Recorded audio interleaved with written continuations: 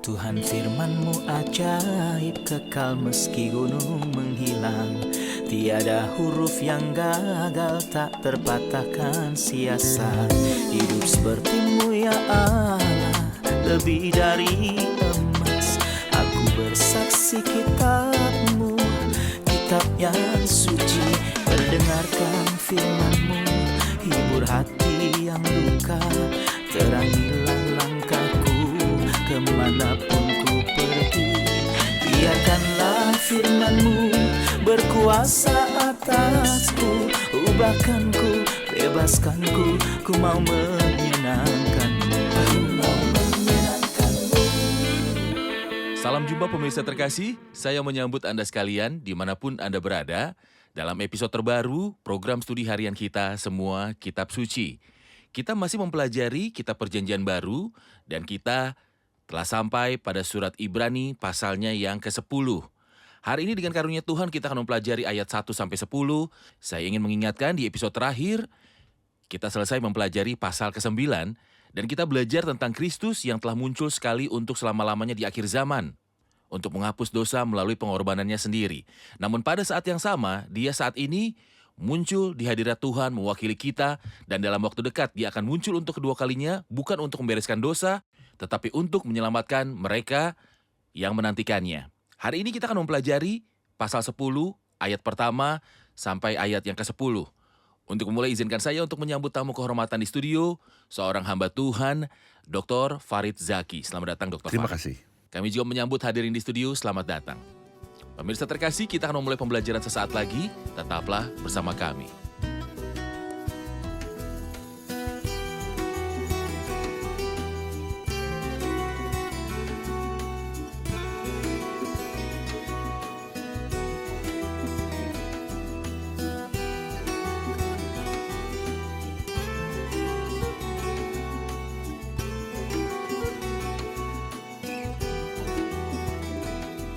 Berjumpa lagi Dr. Farid.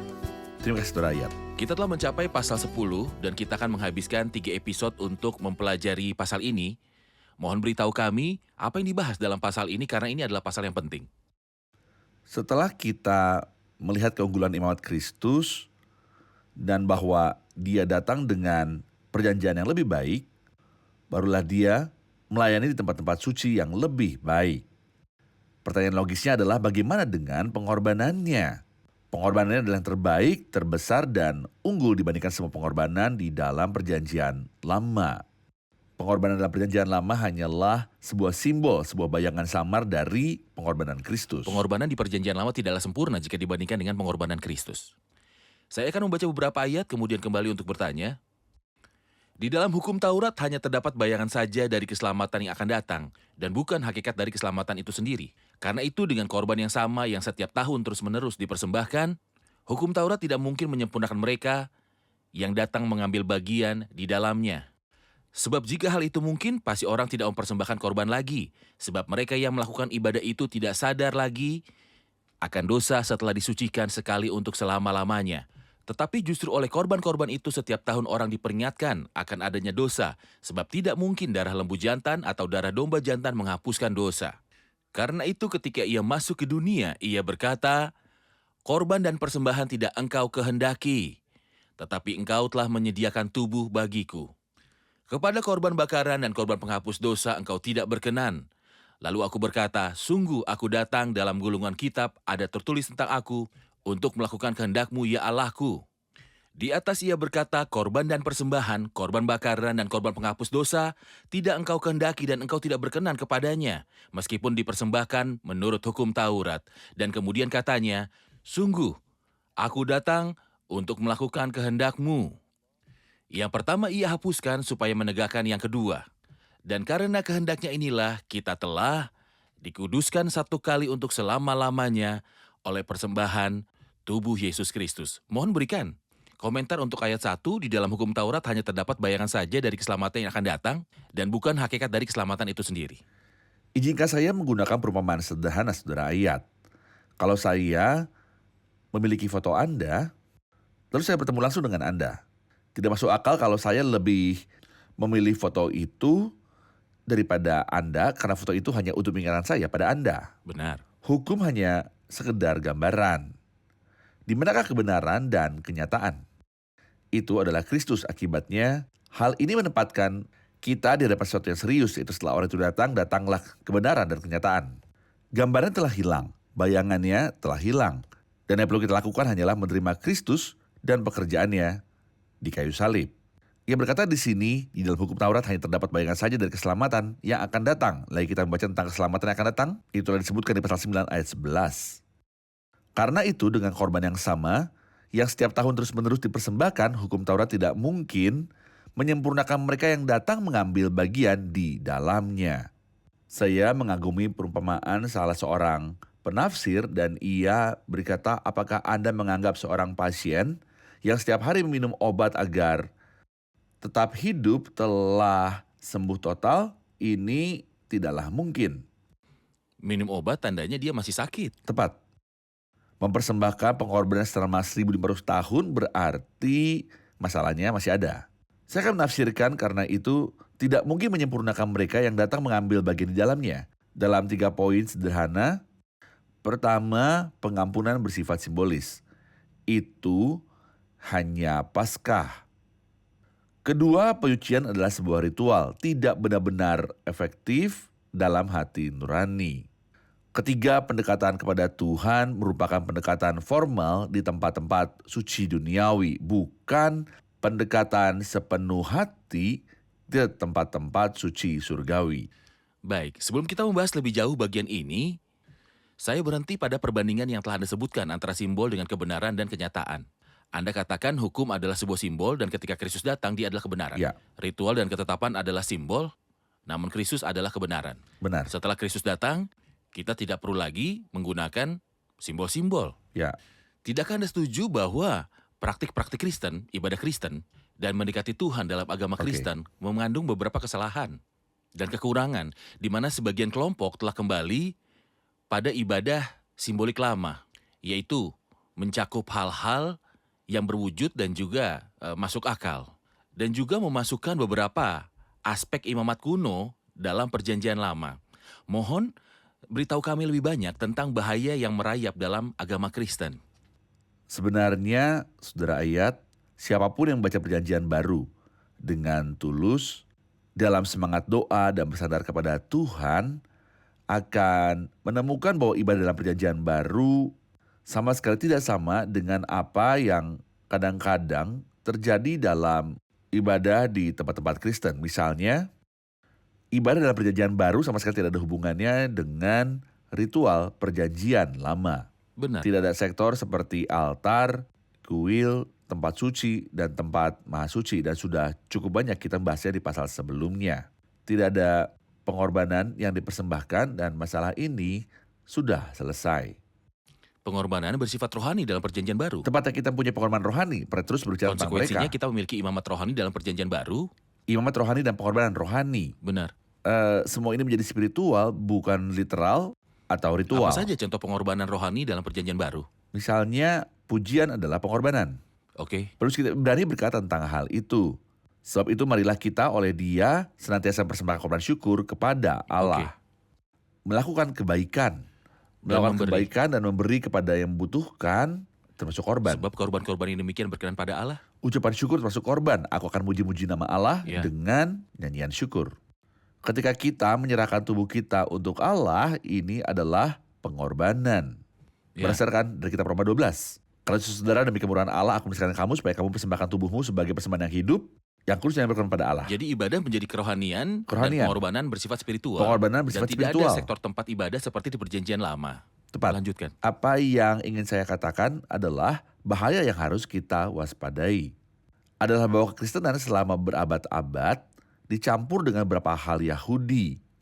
Kemudian dengan beberapa hal kafir. Sebenarnya bukan Kristen, tetapi pemuka agamanya yang ingin menambahkan sesuatu. Benar. Karena mereka tidak puas dengan agama Kristen, cara para rasul menerimanya. Tepat. Oke. Jadi jika kita membaca perjanjian baru dengan sungguh-sungguh, kita akan menemukan bahwa ibadah di dalamnya bersifat rohani oleh Roh Kudus dan tidak bergantung pada tempat atau orang-orang tertentu yang berstatus agama, namun ini adalah ibadah yang di dalamnya Kristus memimpin kita melalui pekerjaan Roh Kudus.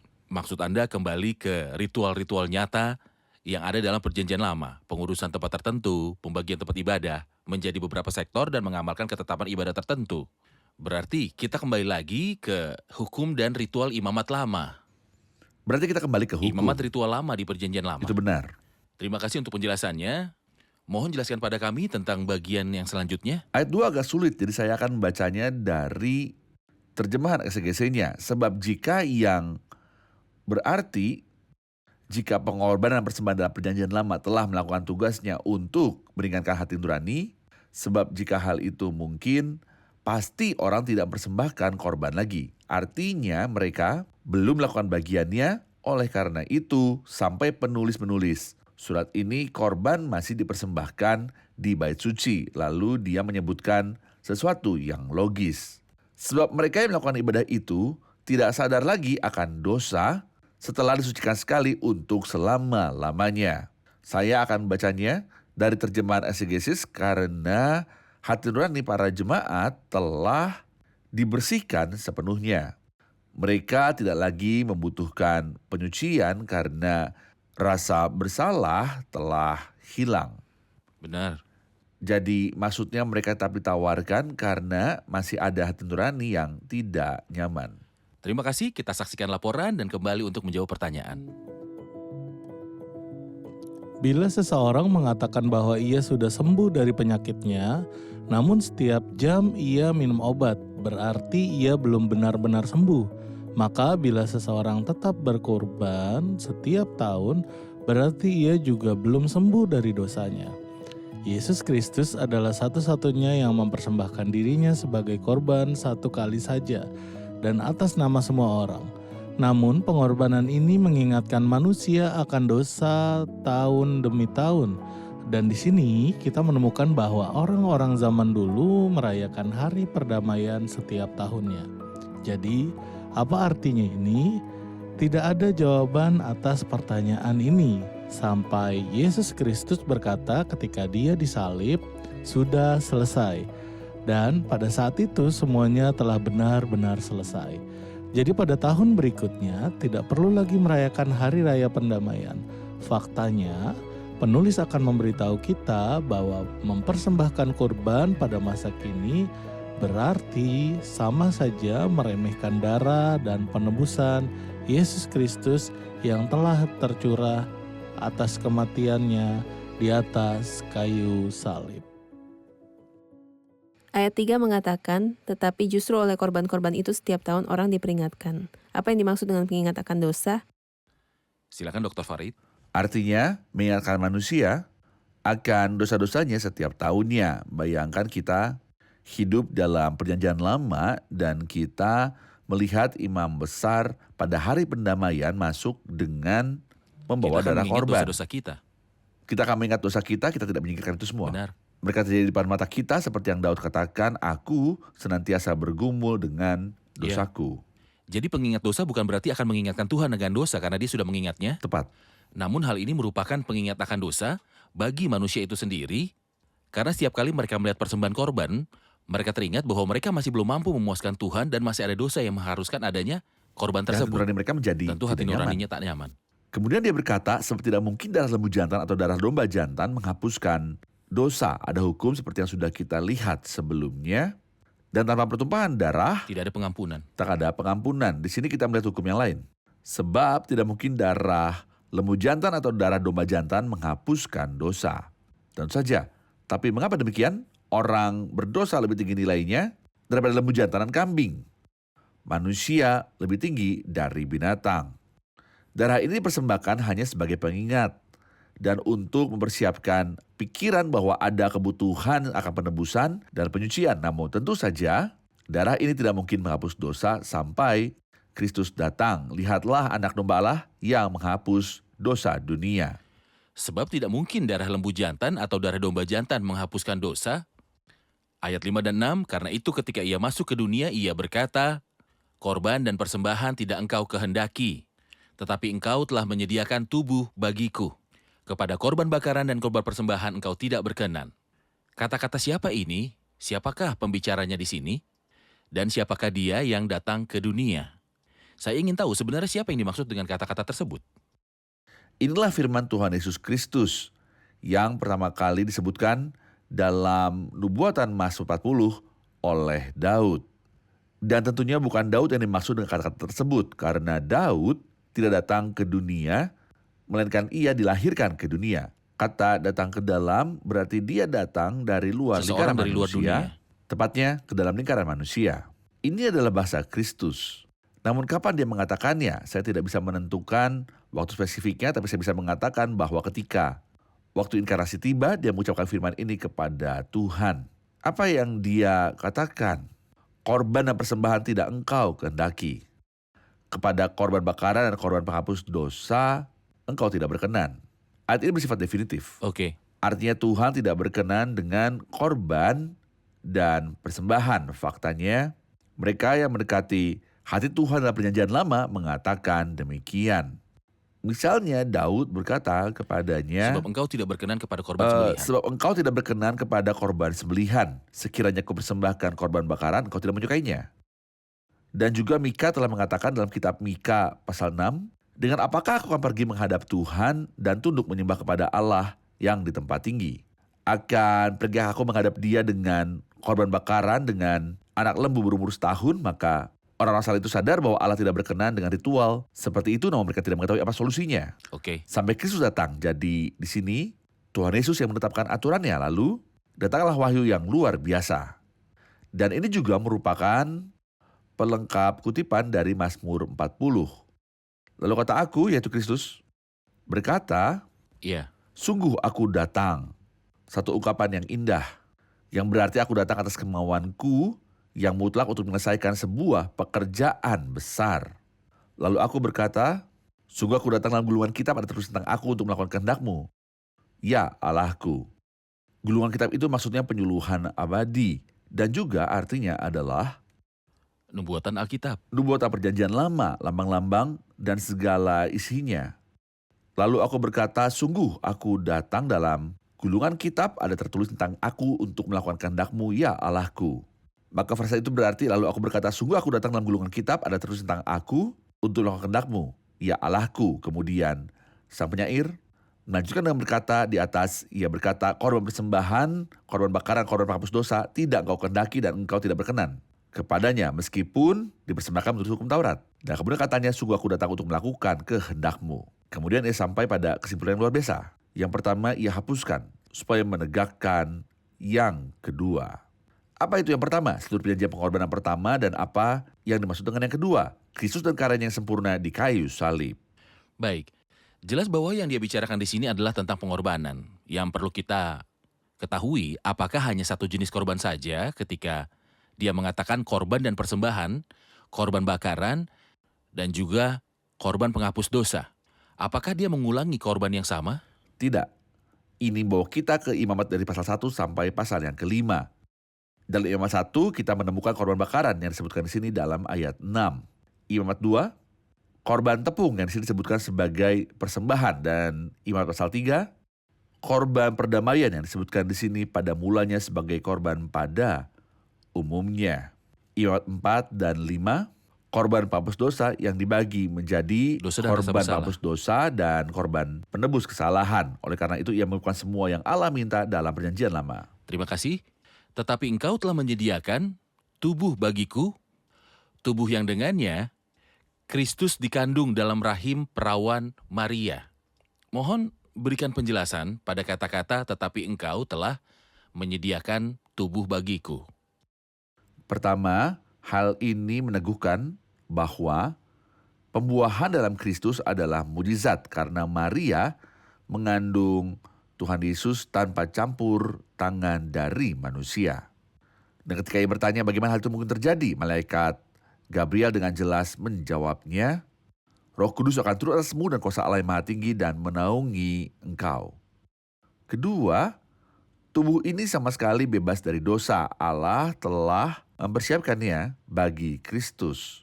Ketiga, ketika kita memberikan kata-kata dalam Ibrani 10 dengan Mazmur pasal 40, kita menemukan frase ini dalam Mazmur 40. Tetapi engkau telah membuka telingaku. diterjemahkan dalam Septuaginta, tetapi engkau telah menyediakan tubuh bagiku. Seolah buka telinga adalah ungkapan yang menunjukkan pembentukan tubuh Kristus. Baik, terima kasih. Kita akan menerima pertanyaan hadirin. Saya memiliki pertanyaan untuk ayat yang ke-10, dan karena kehendaknya inilah kita telah dikuduskan satu kali untuk selama-lamanya untuk persembahan tubuh Kristus. Bagaimana kita akan dikuduskan?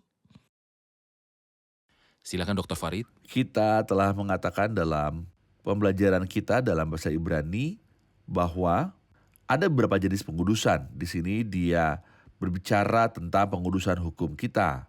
Allah telah memisahkan kita bagi dirinya sendiri. Dan dalam Alkitab ia menyebut kita sebagai orang-orang kudus.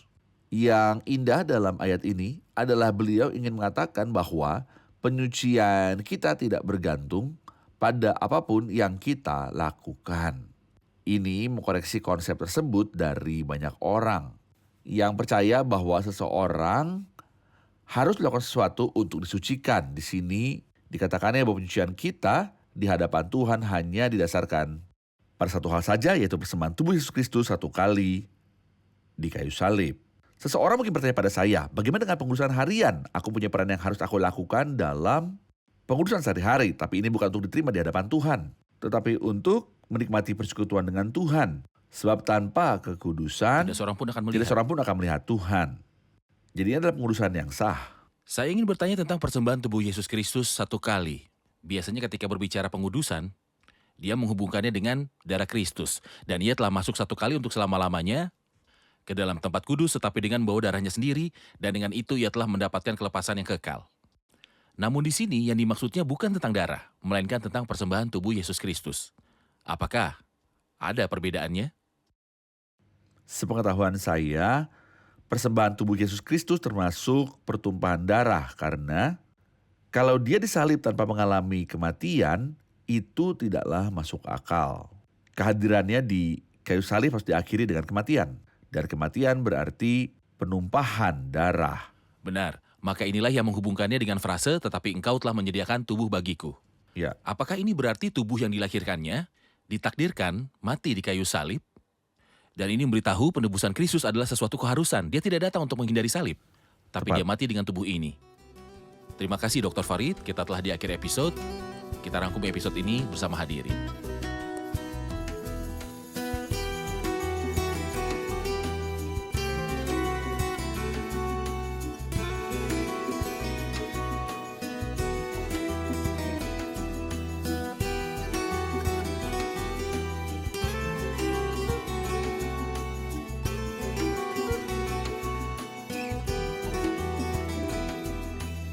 Halo semua. Dikatakan dalam hukum Taurat hanya terdapat bayangan saja dari keselamatan yang akan datang dan bukan hakikat dari keselamatan itu sendiri. Ada yang bisa jelaskan? Kita belajar bahwa hukum dalam perjanjian lama hanyalah bayangan, namun kebenaran dan kenyataan adalah Kristus. Hukum adalah simbolnya, Hukum adalah kebenaran simbolnya. ada di dalam Kristus. Kebenarannya ada dalam Kristus. Di dalam Kristus. Benar. Amin. Bagaimana Dr. Farid? itu benar. Mulai dari ayat 4, setelah ia menyebutkan bahwa Allah tidak disenangkan dengan korban atau persembahan, ia berkata, tetapi engkau telah menyediakan tubuh bagiku. Apa yang dimaksud dengan tetapi engkau telah menyediakan tubuh bagiku? Kita melihat dua hal di dalamnya, kelahiran yang ajaib dari seorang perawan dan kekudusan Kristus yang sama sekali bebas dari dosa. Kelahiran dari perawan dan kekudusan Kristus yang sama sekali bebas dari dosa. Benar? Itu benar. Kita membaca di ayat yang ke-10, dan karena kehendaknya inilah kita telah dikuduskan satu kali untuk selama-lamanya oleh persembahan tubuh Yesus Kristus. Apakah maksud dari ayat ini? Pengudusan di sini adalah pengudusan yang sah. Allah memisahkan kita bagi dirinya melalui karyanya yang sempurna di kayu salib. Berbeda dengan penyucian sehari-hari yang menjaga persekutuan kita dengan Tuhan. Oke, Dr. Farid, Amin. terima kasih semua, Tuhan memberkati. Pemirsa terkasih, saya akan mengulangi ayat indah ini untuk Anda, dan karena kehendaknya inilah, kita telah dikuduskan satu kali untuk selama-lamanya oleh persembahan tubuh Yesus Kristus. Dan karena kehendaknya inilah kita telah dikuduskan. Kita telah mencapai penyucian yang sah di hadapan Tuhan yang Maha Suci. Tuhan tidak melihat apapun dalam diri kita yang tidak sesuai dengan kesucian tersebut. Karena dengan persembahan tubuh Yesus Kristus, kita menjadi orang kudus. Oleh karena itu, saya mendorong Anda untuk menerima Kristus dan bersandar pada pekerjaannya di kayu salib untuk mendapatkan kekudusan yang sah di hadapan Allah. Sampai jumpa di episode selanjutnya, Tuhan besertamu.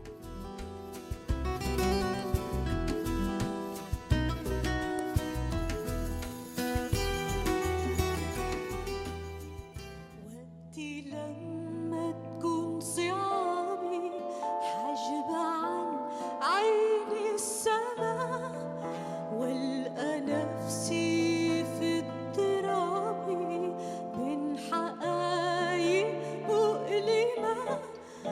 وقتي لما تكون صعابي حاجب عن عيني السما والقى نفسي في اضطراب بين حقايق مؤلمة. انت وحدك تستطيع يا يسوع تيجي وتفيد بالسلام. انت يا حصن المنيع يا يسوع اقوى بالخوف والظلام. انت وحدك تستطيع يا يسوع تيجي وتفيد بالسلام. انت يا حصن المنيع يا يسوع اقوى بالخوف والظلام. اقوى من الخوف والظلام. اقوى من الخوف والظلام. وقتي لما تكون جبالي واقفة ضد المستحيل والشكوك تنهش في بالي مين يشيل حملي التقيل. وقتي لما تكون جبالي واقفة ضد المستحيل والشكوك تنهش في بالي مين يشيل حملي التقيل. انت وحدك تستطيع يا يسوع تيجي تنقل الجبال.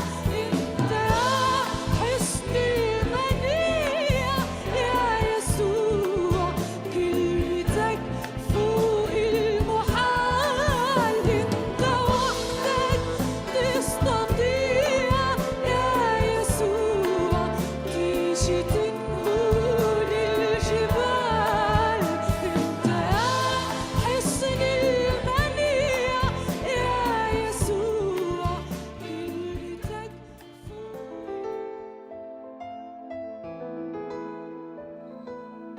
Tuhan firman-Mu ajaib kekal meski gunung menghilang. Tiada huruf yang gagal tak terpatahkan siasat. Hidup seperti-Mu ya Allah lebih dari emas. Aku bersaksi kitab-Mu, kitab yang suci. Mendengarkan firman-Mu, hibur hati yang luka. Terangilah langkahku kemanapun ku pergi. Biarkanlah firman-Mu berkuasa atasku. Ubahkanku, bebaskanku, ku mau menyenangkan-Mu. Tuhan firman-Mu ajaib, kekal meski gunung. Ubah dan bebaskan aku.